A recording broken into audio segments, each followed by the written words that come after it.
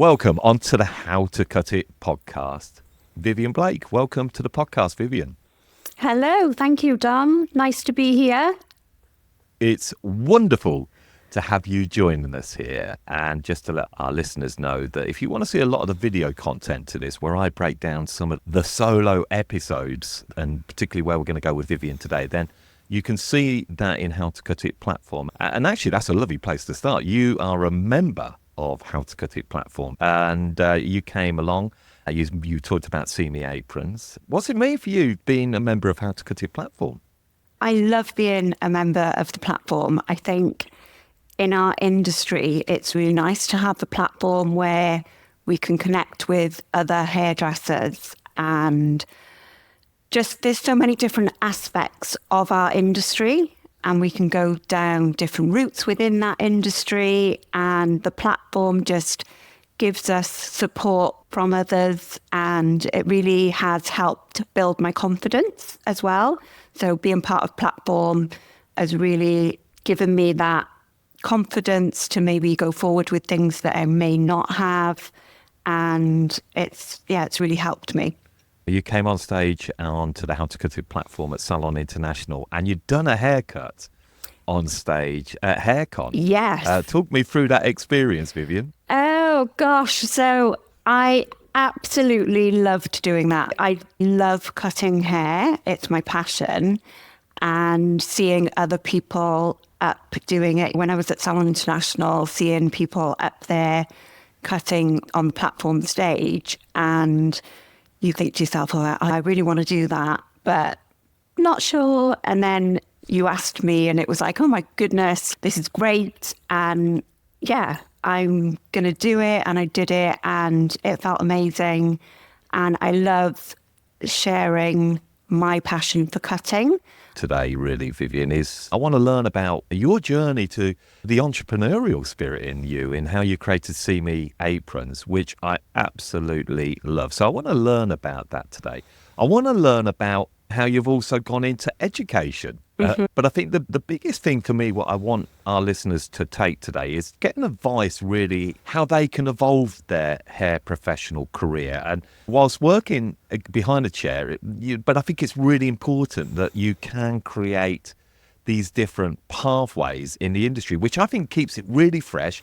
It keeps us growing, doesn't it? And helping us to push us forward in wanting to achieve in the industry. I think that's really special. So let's get straight off down to the career side of yourself. I think is really important, because I like the stories of why people came into the industry. But I think sometimes, why did you come into the industry is a common question. But I want to go a little bit deeper into that question. Why is it important for you when you decided that you wanted to go into the hair industry? Why did you feel that you could make a difference in the industry? To be completely honest with you, Dom, I didn't originally want to be a hairdresser.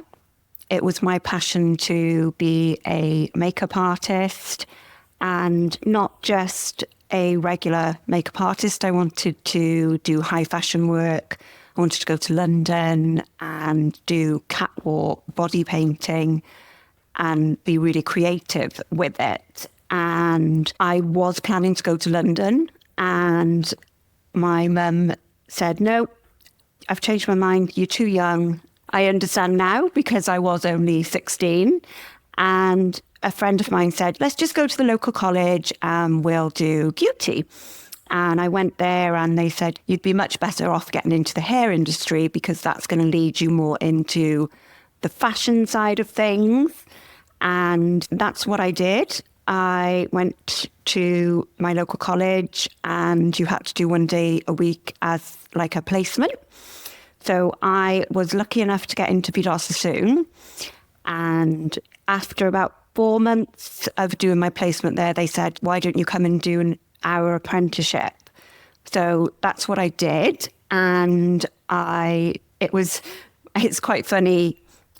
I say Vidal Sassoon is like the army. It's the army of hairdressing, but in a good way. It was so strict, and so everything is just a certain way. And I really believe that for me as an individual, I needed that structure. And I loved my time there. I was there for 13 years. What was it that made you decide to come away from there? My dad was severely disabled. He had a stroke back when I was 19. He needed full-time care, and then my mum became ill and my mum needed heart surgery. We tried to work it between my husband then and myself that we were able to care for my dad, care for my mum, as well as working around both of our careers. And it wasn't feasible for us to do that. What toll did that take on you, Vivienne? Because that's an enormous amount of things to have to deal with at such a young age. It has had a massive impact on my life, but and I did struggle, but my dad was very much a doer. He only had use of the one arm, but he was never ever depressed, or he was never down. And of course he'd have days where he'd get frustrated. He just got on and he did it. And I try and bring that into my life now, and just, you've got something you want to do, you've just got to get on and do it. And it was a very difficult time, and I adapted my work to be there for my family. So I actually started working from a room at my parents' house, and I would check in on my dad in between clients, and clients would even say to me, "Oh, do you need to go and check your dad?" And I had a lovely relationship with my clients that also understood the situation that we were in as a family. What I love there is actually allowed you to be close with your family whilst continuing your career and being able to be there for your parents and I guess your son Blake as well. So just tell me about it. Is this your boutique salon that you were talking about that you were working from? No, this was literally the downstairs toilet in my parents' house. So tell me, you were doing clients' hair in what was the downstairs toilet? Yeah. Explain that, because I'm sure that's got not only my attention, but our listeners' attention. So it was a downstairs small toilet, and prior to my dad having the stroke, you had to open the door, walk in before you could shut the door. So it was quite a small space, but we had quite a large hallway. So when my dad became ill, we converted the downstairs toilet and brought it into the hallway. So it's just like a square, really. And so it allowed my dad to be able to use the downstairs toilet. And halfway through doing this, my mum said, because even though when I was at full-time at Sassoon's, I would do friends' hair and I would just do it in the kitchen. And my mum said, "Oh, we could put a mirror there and we could maybe put a basin in there and you could do hair in here." We looked into getting a backwash, but it meant that my dad's wheelchair wouldn't have fitted. And so what we did, this is not sounding glamorous. No, I love this because it's the realness of this, and actually, Vivienne, it shows me how adaptable our industry is. So carry on. Yeah. So you couldn't use the backwash, no, the basic, because your father needing to have that access. Yeah. So what we did, we got the largest basin, just sink basin, that we could find, and I used to get a client to hold a flannel over their eyes and I'd wash their hair forwards. And I'd always make sure, "Are you okay? And you're welcome to wash your hair before you come." And no, everybody was absolutely fine with that. And I actually put a curtain across the toilet. In actual fact, a lot of clients would say, "Oh, can I use the toilet?" And they didn't realise that we were in the toilet. That is meant. Now, I've got to just jump in there because you were working at probably one of the most iconic salons in the world, Vidal Sassoon. And now you're working or operating your own business, self-employed, in a toilet. Now, I'm thinking some of these clients, had you built up maybe from a freelance, maybe going out mobile, or had they come directly from your times of working in a salon? So maybe share with me, who were these clients coming to you, and what was their take of coming to a salon inside your family home that was in a former toilet of the family home? So yes, when I left the salon, a lot of my clients found me. It was the times with Facebook. So a lot of clients found me, and they were clients that had been coming to me for quite a few years. So they actually did not care where I did their hair as long as I was doing their hair.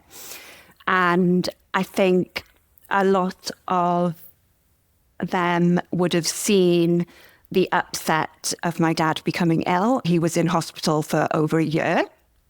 So they would have seen me go through that difficult time. And I think a lot of people, they brought flowers the first time they came, and they felt almost privileged that I was inviting them into my parents' home.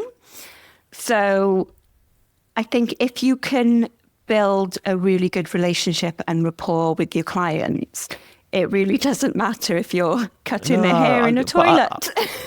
But what I love about the industry is how adaptable it is. And this is why I believe it really is a fulfilling, evolving career that can enable you to thrive wherever you want to work. And if you're adaptable and you have an entrepreneurial way of how you could work it's absolutely fantastic. And I love that. And thank you. And I think our listeners will love that. Mm-hmm. That if your clients are happy, you can make the right living and remain professional. And I know you're incredibly professional because I know how you work. But where are you, how are you operating now as a hairdresser? So for the past 4 years, so it was actually the salon's birthday last week. So yes, so I have a lovely boutique style salon. It's very small. It's in a residential area. It is in the suburbs. We've got a lovely tree outside that I call my tree, even though it's not my tree. I put a bench outside. The salon's almost part of a community as well. People will walk past and wave, even though I don't do their hair. But the salon itself I wanted to open a space that was very personal, very bespoke, one-to-one service. And why was that important for you? I just think because of the rapport and the relationships that I built with my clients don't just come to us for good hair. They come to us for other reasons. And I just wanted to be able to maintain that feeling. I describe it as a feeling, but it is that. It's a feeling that clients get when they come. Yeah.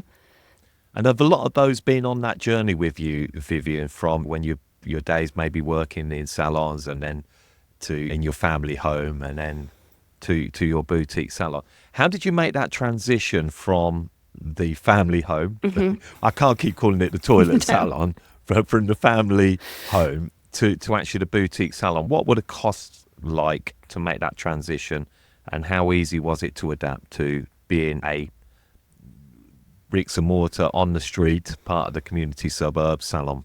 The salon was a tattoo parlour prior to me taking it over, and so it did need work doing to it. I was lucky enough that it cost about £4,500, so not too much of an investment. Do you have growth plans for the salon, or do you feel, this is my pitch, I'm really happy with this? What are you looking to achieve with it? I am really happy with the salon. It doesn't put any stress on me because it's small. My outgoings are not massive. And good lifestyle? Does it give you a good lifestyle in incomes and, how you can live your life? Yeah, absolutely. And I'm happy with what I get from my salon business. But I also have education So I do offer cutting education. I love how you've gone and progressed in that. And I think the reason why I wanted you to come on to the show today, as I said at the start, is, you really are entrepreneurial and you've found different pathways. Now, entrepreneurial, and I really first got to know you for the concept and development of See Me Aprons. Tell our listener, what is See Me Aprons and the inspiration behind it? See Me Aprons is a see-through apron. So it allows us as individuals to show off our individuality, show off our style, show off our fashion sense, as well as being able to protect our clothing. Who wants to cover up? As hairdressers, we do tend to be into fashion. We like to look good, we like to dress nice, it makes us feel good. And I think when clients come in, they like to see that we've made an effort. And See Me Aprons allows you to show off your style and protect your clothing at the same time. So it came about during COVID when we had to wear those horrendous disposable plastic aprons. You'd put the hairdryer on and it would blow up in your face, and it was just bad for the environment. And that's where the idea was born. That wouldn't it be great if there was a see-through apron that allowed us to protect our clothing, wipe it down so we're not causing all of this plastic into landfill. Now, you may say it is not PVC. So a lot of people may assume that because it's plastic and it's see-through, it's PVC. But something that was really important to me with the brand was to try and make it as sustainable as possible. So the apron is actually made from TPU, which is biodegradable. And all of the packaging is either made from recycled materials, is recyclable, or biodegradable. So it's not just a practical product, it's also looking at how it affects our environment as well. I'm just going to add to that. I always say plastic's not the problem. It's people that are the problem. It's how we dispose of plastic. But actually what you've got here is a product that should last a long time in your career. So it's not something that you're going to bin off straight away. And if you ever do come to the end of it, you just make sure that you recycle it correctly. But one other thing, beautiful part of the product, Vivienne, is the straps. The straps really make this pop out and give it a real quality, high premium product. Maybe you could just tell me about the straps, because I know there's a bit more to them than just a strap. Yes. So the goal with See Me Aprons was also to have it be a premium, high quality product. The straps are beautifully made. You've got the logo embossed in there, and then you've got the vegan leather detail. When I first started looking into this, the prototypes that were sent to me weren't the best. They had single stitching on the apron. The metal rings were cheap looking, looked like they may tarnish. So there's a lot of changes that I've made to the apron to make it a premium quality apron, and also to look the part. Like you said, the straps are beautiful. The straps have got a lovely shine to them when the light hits them. They are absolutely beautiful, Vivienne. There's a lot of things now. You can have different skins for different products. There may be a salon that say, actually, you know what, I love these aprons, but I'd love it branded in our own brand name. Can we personalize these straps? Is there possibilities that you could do that? So once you buy your See Me apron, that actually you can keep upselling on other items to keep the business strong. Yeah, at the moment we have got 5 different straps. We've got the nude, the blush, and then we've brought out the onyx, slate, and then the rainbow. There is a lemon, which is an exclusive for the Lemonade group as well. There is the opportunity to do an exclusive colour for you. As far as branding it for salons at the moment, that will be something that I'm looking into for the future. What were the challenges of doing this, and what are the challenges from the testing process to actually getting it launched and out there and sold? I think at the beginning, the challenges were the quality for me. Like I said earlier, I am a perfectionist. So I wanted to make sure that it was premium quality. When it started off, it wasn't quite long enough. It didn't wrap around the sides. So I looked into every client that came in the salon. Can you try this on? And we looked at different heights, different body sizes, and making sure that because it comes in one size, that it was going to fit somebody petite and then somebody larger. So it fits all body shapes and sizes. So that was really important to me. And it was actually clients that helped me as well with the stitching. So the stitching is double stitched. So originally it was single stitched, and I had a client who's a costume designer, and she said, that's not going to last. If you want a premium product, that stitching isn't going to last. So I then looked into having it double stitched, and it was a journey. I think at the beginning, not having brought out my own product, the challenges that I was going to face weren't actually the ones that I faced. They weren't the most difficult ones. What was the most difficult ones then? I think the most difficult is just finding the right supplier.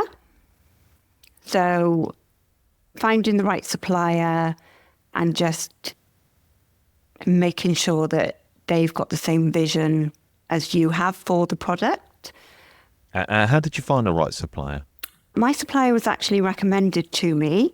My husband has a friend who lives in Dubai, and he's got a sportswear clothing company, and they supply all of the schools in Dubai with their sportswear. His manufacturer was recommended to me. China? Do you have to go to China for the manufacturing?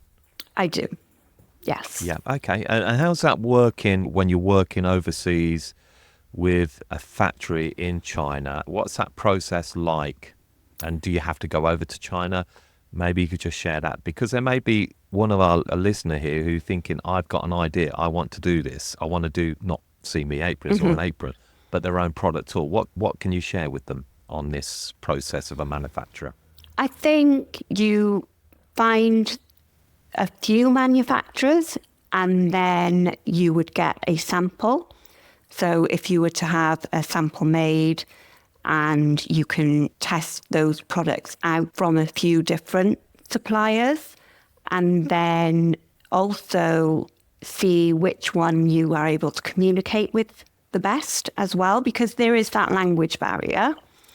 But do you have to order in mass bulk when you're ordering these products? Because it's expensive creating a product, particularly if it's a bespoke, because tools and what they use to cut. What could you share on that? Yes, so most of the manufacturers have a minimum order quantity. So at the beginning, it can be a little bit daunting, because certain manufacturers will have different quantity amounts. And it was daunting, because you think, oh gosh, what if I order all of this and it doesn't sell? And what sort of numbers did you have to order then, Vivienne? Am I okay to ask you that? Yeah. So on your first order? On my first order, each colour strap was 1,000 straps. 1,000 straps, wow. Yes. So, and the apron? And the aprons is a different manufacturer, actually. So that was 500 aprons. So because I wanted to bring out, originally I wanted to bring out the three colours, the nude, blush and the onyx. But due to the minimum order quantities, I had to pick two. I didn't want to launch with one colour. So I did take the hit, and I ordered 1,000 in blush and 1,000 in nude. But I kept the minimum order of the aprons to 500, which obviously gave me a lot more straps than I needed. But when you then create a relationship with your manufacturer, my minimum order now for the straps is 500, and the Aprons is 400. And we've now got different payment terms to what we had at the beginning. It's about building a relationship with your manufacturer as you go along. And I think for me, that is how I would describe this journey. I'm learning different things as I go along. This does not come cheap if you're ordering 1,000 straps. And then you've got to think about how you're going to get your products out there, i.e., you've got to market this for the growth of Me Aprons. Have you allocated a budget to the marketing of it? Or are you just working in a more natural, organic way, getting out there, talking to people, coming on podcasts? How are you doing this? So at the beginning, Dom, it was very much, let's purchase it in, let's brand it. My brother helped me with the branding, and I'm going to set up. There's a lot of calling in people that you know. Yes. In putting this together, from clients to your brother, your husband, connections in Dubai. That's what I love.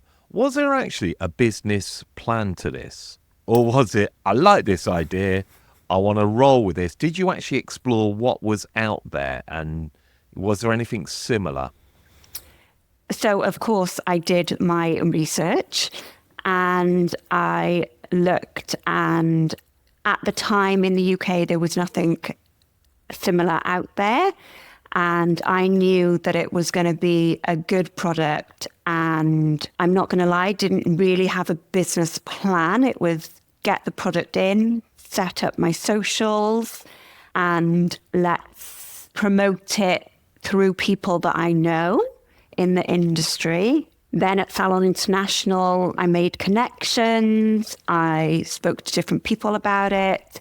And the response that I got at Salon was, oh, people are really interested in this product. And in the sort of since last year, I have now been talking to people about helping me out with some PR.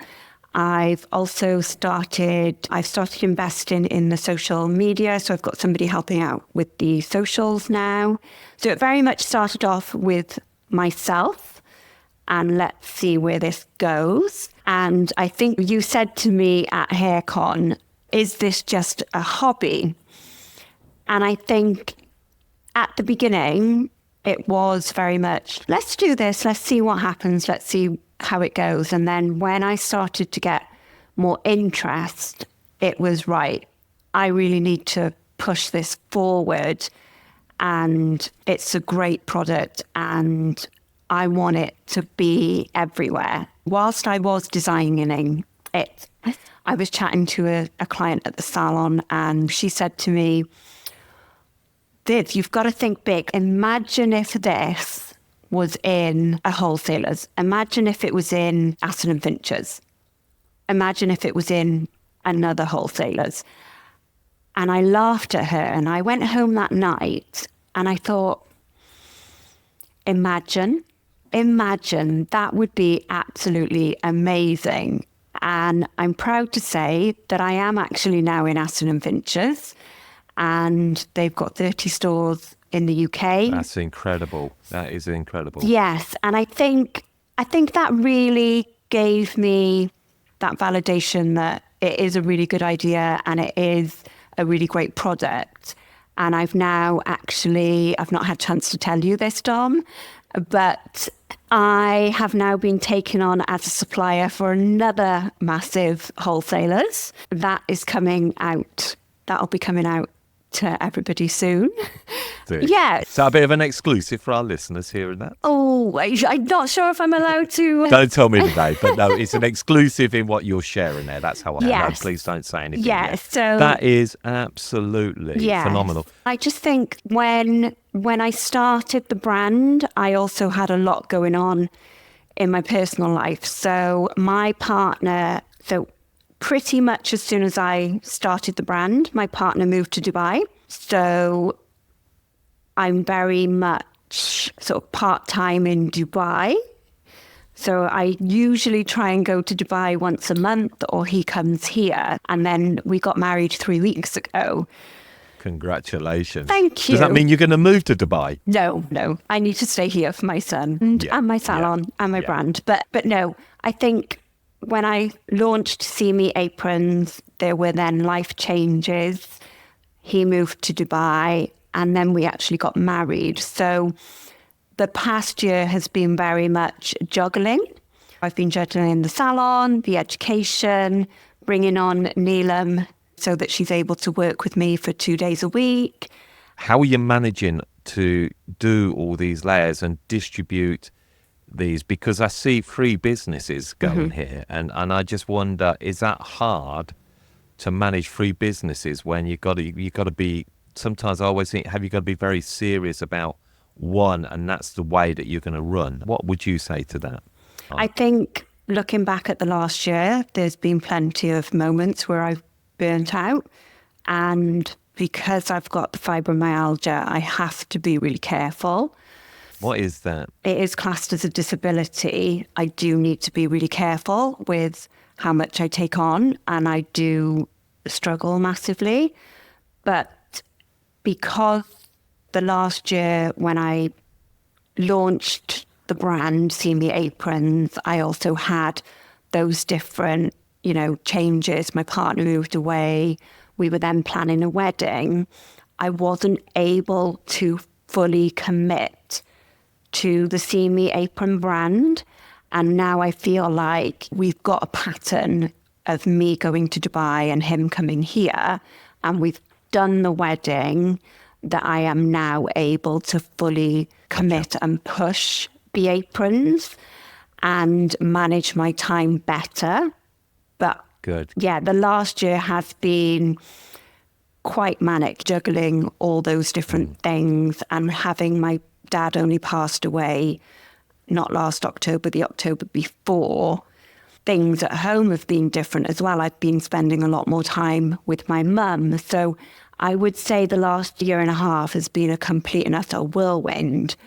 But now I really want to concentrate on pushing the brand See Me forward, and that is what I plan on doing. You mentioned about your dad. I'm truly sorry that you lost your dad, and I know he was a huge inspiration to you.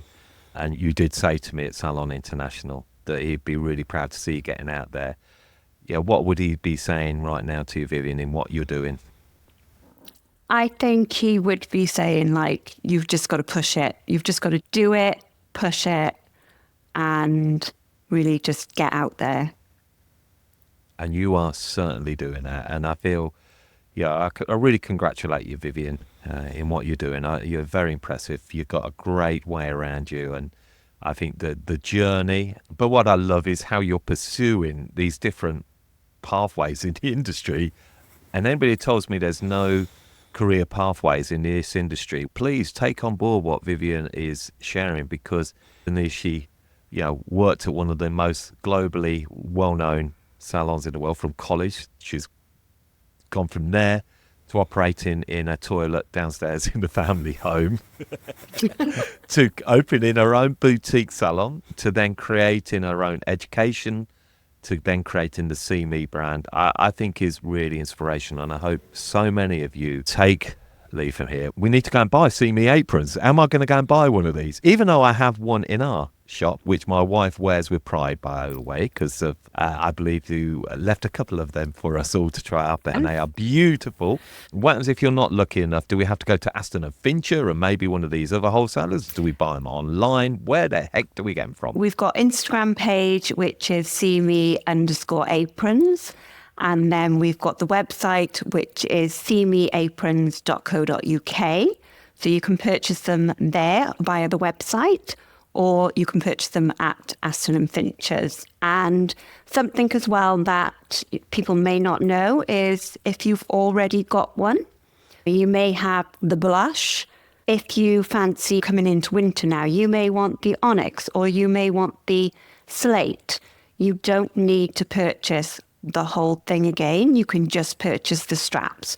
Those straps are interchangeable, and you can alter the straps with your mood. They're easy to take off and put on, and you can customize your look with different colour well, straps. love that. And as we said there, but look, Vivienne, it's been so good. I'm looking forward for me deep diving into this episode. I'm going to be sharing that with our How to Cut It platform members, and I'm sure you'll enjoy watching me have my own personal thoughts and how people can do that. If you are interested, then you can sign up, become a tier member at platform, and get my thoughts and how you can maybe take your ideas similar to how Viv is, and I can maybe share them with you all on maybe ways that you could go about this. But Vivienne, it's been an absolute pleasure, and I just want to say thank you so much for coming on and sharing a terrific story. Thank you very much, Dom.